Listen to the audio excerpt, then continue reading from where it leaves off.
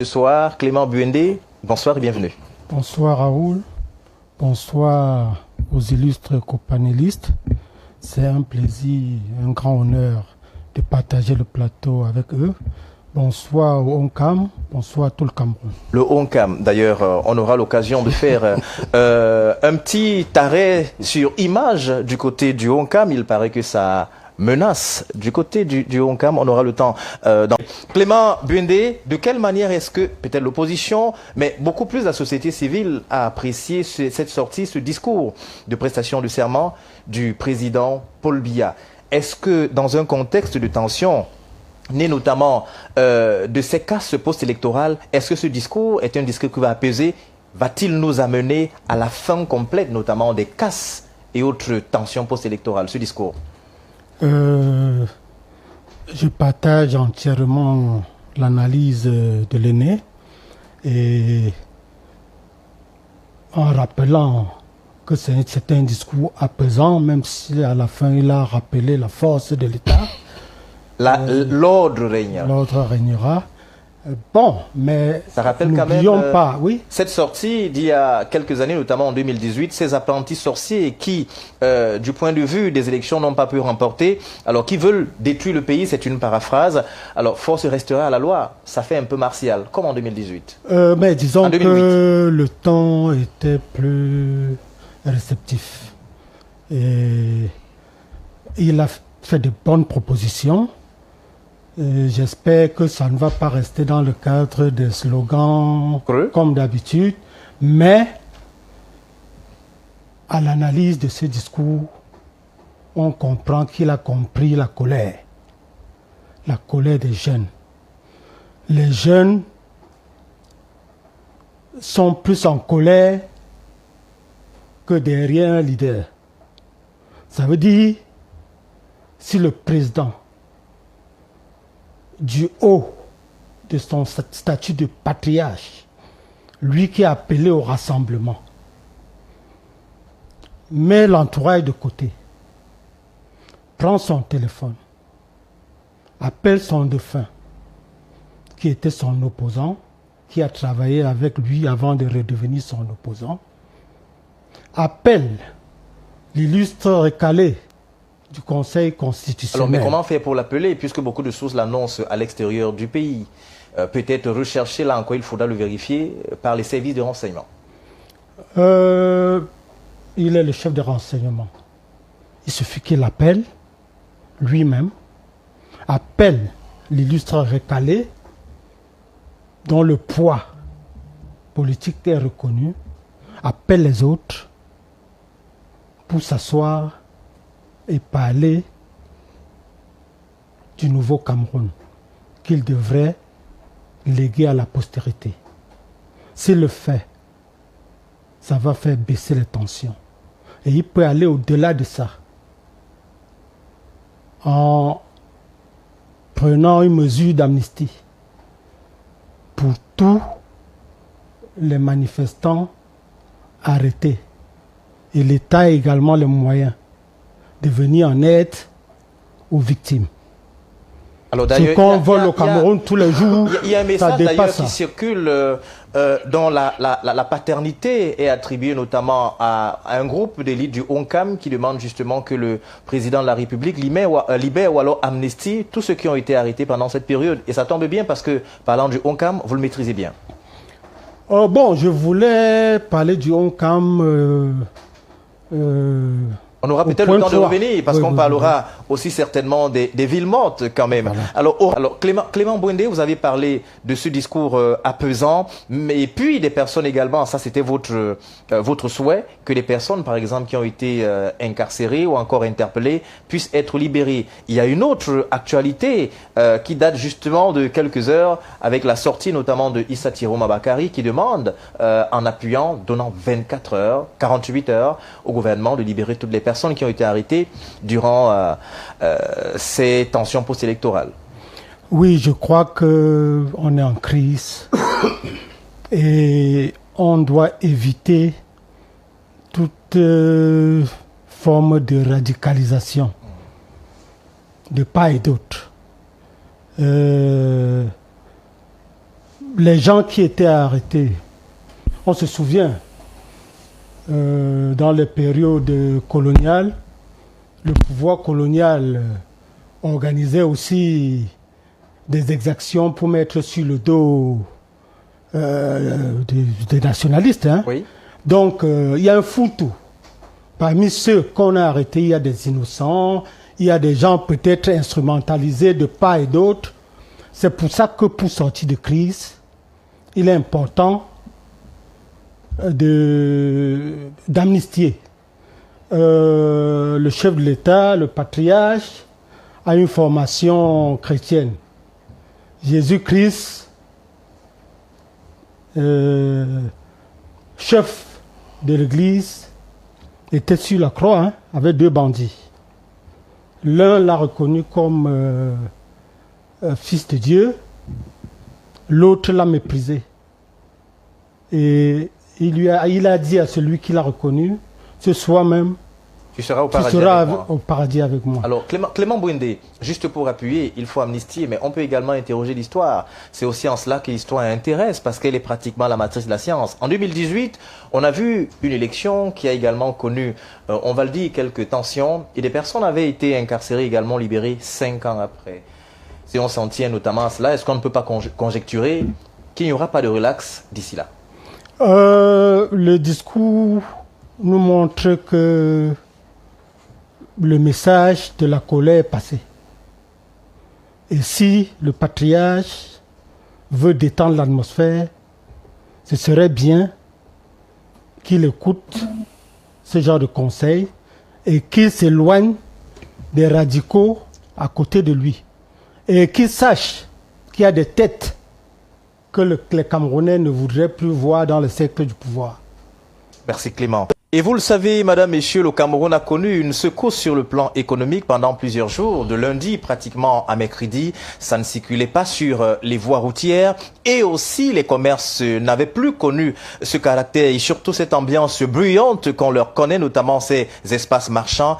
Des appels à ville morte avaient été justement initiés par quelques leaders via les réseaux sociaux, entre autres. On a connu cet épisode qui a été tout de même difficile pour la plupart des Camerounais, même les élèves qui avaient du mal à rejoindre ou encore à regagner leurs écoles. Et on parle justement de cette ville morte aujourd'hui. On a vu également qu'un tableau s'est dressé, celui d'une gentillesse quelque peu étonnante des hommes de pouvoir, en l'occurrence les chefs d'État, comme on les a appelés, les autorités administratives, qui ont donc fait, on l'a dit dans le préambule, du terrain leur second bureau. Clément Bouindé, on a vu, vous également, vous l'avez vu, ces autorités, vous les avez vues sur le terrain qui faisaient pratiquement du porte-à-porte à la rencontre des personnes, essayer de leur dire le bien fondé notamment de réouvrir les commerces et ne pas céder à ces appels de ville morte. Votre lecture? Ces autorités ont vite compris la colère. Et la seule voie qui s'offrait à elles, c'était le dialogue. C'est vrai que parmi elles, il y en a qui savent manier bâton et carotte, à l'instar du gouverneur du littoral. Qu'on a vu sur le terrain. Sur le terrain, qui achetait de sa propre main les produits sur les étals. C'est un exemple à suivre. Tout ce qu'on peut déplorer, c'est l'attitude d'autres autorités qui se sont comportées avec du zèle, en menaçant de fermer complètement. Absolument. Pendant 1 mois. Absolument. C'est ce qu'il ne faut pas faire. Les Camerounais n'ont pas besoin de la guerre. Charlemagne tout à l'heure a parlé d'une possibilité de segmentation du pays avec le Grand Nord et consorts. Je suis gardien de la mémoire de quelqu'un qui a payé cher. Votre père? Oui, Jean le Bouindé. tribut pour l'indépendance. Jean Bouindé. Oui, oui, il fait partie des principales victimes de la colonisation et de l'endocolonisation. Les villes mortes, la guerre, au Nozo et consorts, si on évalue les pertes, c'est énorme. Quand je reviens sur le cas de Jean Bwendé, la France a reconnu dernièrement ces atrocités, mais en tant que gardien de la mémoire, j'ai autorité pour parler des pertes. Jean Bwendé, à lui seul, avec les preuves à l'appui, depuis 1945, si on met la calculatrice, c'est des dizaines de milliards de préjudices à la France et à l'État du Cameroun.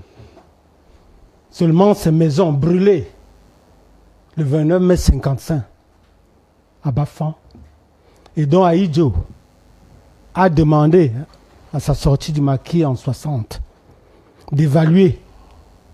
Cela a été fait. Envoyé à la France. La France a indemnisé à hauteur de 70 millions de francs métropolitains. Il n'a jamais reçu. On va où? Donc, moi, quand vous m'avez invité, je vous ai donné 3 noms. Vous avez préféré le nom de Bwendé qui n'est pas mon nom, c'est le nom de famille. J'ai un nom qui provoque l'attention de chaque lecteur, c'est West Legend. Ça veut dire ne regarde pas derrière. Donc, quand je parle de pardon, d'appel au calme, Jean Bwendé a subi tous ces préjudices, mais a pardonné. C'est pour ça qu'il m'a donné ce nom de Wensteledan. Quand je suis sur un plateau, c'est pour prôner la paix en faisant relever les effets de la guerre qui seront régularisés tôt ou tard. Donc, évitons les discours de haine, évitons toute radicalisation, prenons les exemples des autorités comme le gouverneur du littoral, évitons l'orgueil, les Camerounais vont s'assagir, se calmer. C'est l'exaspération de la souffrance qui nous met dans cette situation.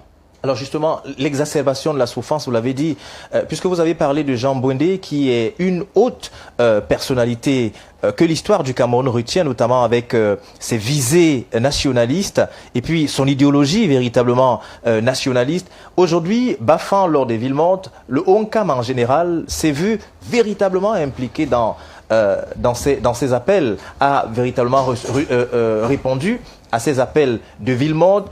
Beaucoup de véhicules ont été stoppés, dit-on, de ce côté. Alors, qu'est-ce qui pourrait expliquer ce front, c'est-à-dire cette fronde notamment qu'on a observé dans le ONCAM? Pas seulement dans le ONCAM, mais parlons du ONCAM que vous maîtrisez bien. Raoul, je souhaite que tu me laisses développer... Allez-y, on vous écoute. Ce pan qui va embrayer sur le 3e thème. Le procès à bois. Abois Daniel, de regretter mémoire, a confié avant le grand dialogue, le sommet de l'État, 2019. Oui, le sommet de l'État a instruit qu'on utilise la pacification du ONCAM comme cas pour le Nozo. Et quand on parle de pacification du ONCAM, on parle de Jean Bwendé. Malheureusement, les organisateurs ont appelé plutôt leurs copains pour copiner, et à la fin, ça n'a rien donné. Le ONCAM n'est pas plus frondeur aujourd'hui que pendant la période coloniale. J'ai lu, on a dit que on doit encore expliquer les villes mortes au Nkamwa parce qu'il n'y avait même plus personne dans les rues pour filmer. Tout le monde était couché. Alors que ce n'est pas ce qu'on a demandé. Je voudrais dire que ce n'est pas un peuple de rebelles. Mais ils ont la fibre nationaliste et patriotique. Ils sont amers à la discrimination et consorts. Et hostiles aux menaces. Je voudrais rappeler que le premier mouvement syndical en pays bamileke naît à Bafan en mars 1946. Le premier comité central de l'UPC naît à Bafan en juin 1948 avec la structure syndicale mutée en structure politique.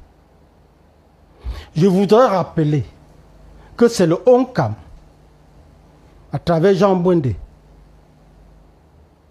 qui contribue à hauteur de 4 millions de francs métropolitains. Alors, quel est au premier voyage de Ruben Umnyobe aux Nations Unies. Donc, je rappelle la mentalité du Onkamois.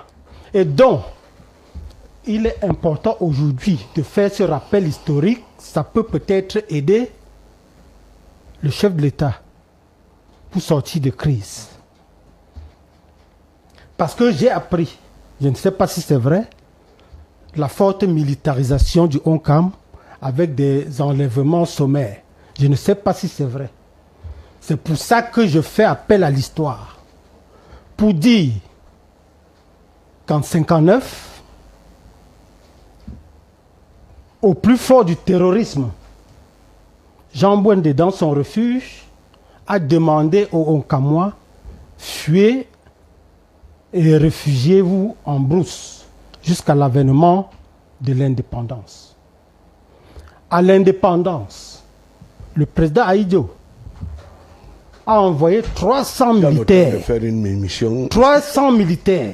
Alors, justement, 300 militaires. Je souhaite... On veut comprendre, parce qu'on est tenu par le temps. On veut rapidement comprendre quel est le rapport. Quel est le rapport avec tout ça. Je dis, on a militarisé le Onkam. Et je rappelle qu'en 60, on a militarisé... En 2025, lors de cette élection... C'est ce que je lis sur les réseaux sociaux. Alors, ça reste encore à vérifier parce qu'on... Je lis sur les réseaux sociaux. Et je suis en train donc de rappeler que le président Ahidjo l'avait fait en envoyant 300 soldats de la communauté française à Bafan. Ils ont mis 3 mois. Ils n'ont trouvé personne. Alors, est-ce que c'est fort de ça? Et la ville de Bafan comptait 75 personnes. Et le président Ahidjo a compris. Lui qui disait que l'ordre régnera par tous les moyens. Parmi ces moyens, il y avait le dialogue. C'est pour ça que la loi d'amnistie a été promulguée en mai 1960. Ça a permis à Jean Bwende de sortir. Et Ahidjo, ayant compris ça, qu'il y a un homme qui peut parler et on comprend, a appelé Jean Bwende et lui a confié la pacification du Onkam. Juste en 30 il secondes. est allé à Bafan, Juste il a fait le tour du Onkam et a ramené les gens à la vie normale. Clément Bwende, alors peut-être que on s'est pas très bien compris là. C'est bien pour l'histoire, mais en quelques secondes, 30 secondes par exemple, quel est le lien avec ce qu'on vit en 2025? Oui, c'est un message au chef de l'État.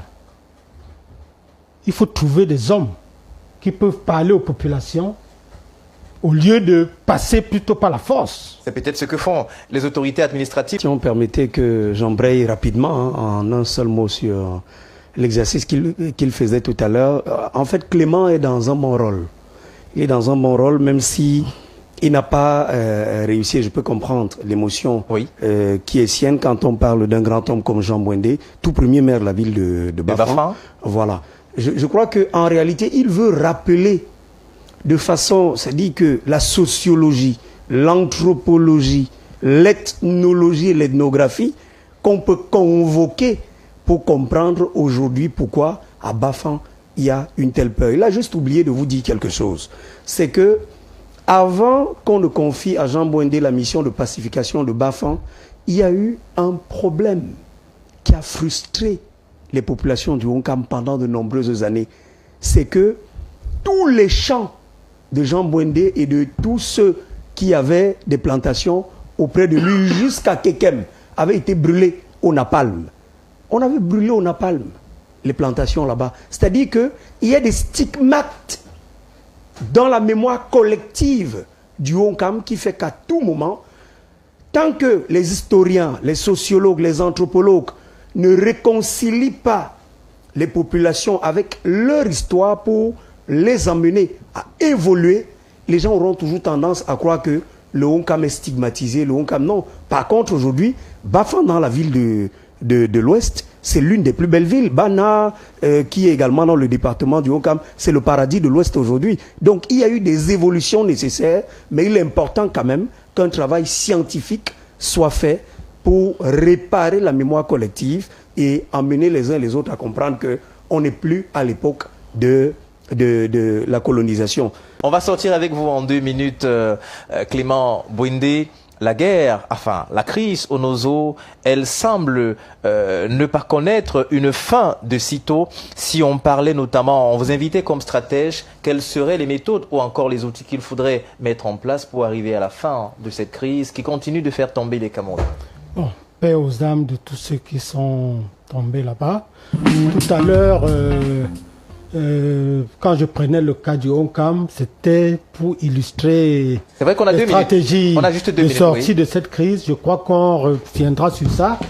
Mais il faut trouver de bonnes personnes pour parler aux populations, des gens qui peuvent être écoutés. Maintenant, par rapport au Cameroun, nous sommes contre la guerre. Le président Paul Biya a tendu la main et je persiste à croire qu'au-delà de sa posture de président, en tant que père, s'il appelle M. Chirouma, qui était à la tête de la contestation en 92, avant de revenir travailler avec lui, s'il appelle, et si on voit qu'il a appelé le professeur Kamto, par exemple, si les Camerounais voient ces gens-là assis ensemble, ensemble, il est Camerounais également. Moi-même, je dis, bon, mon frère, moi-même aussi, je veux que Biya m'appelle. Oui, qu'il m'appelle aussi. Puisque je vais, monsieur le président, que Biya m'appelle. Bon, mais je conclue en disant que nous voulons la paix et qu'on appelle les gars qui sont au Nozo, là, à la retenue, les gars qui prennent les armes, au calme. Merci. Monsieur Kamto est Camerounais aussi. Merci Clément. Merci Auréole. Merci Michel Moussala. Merci également à vous, madame, messieurs. Merci.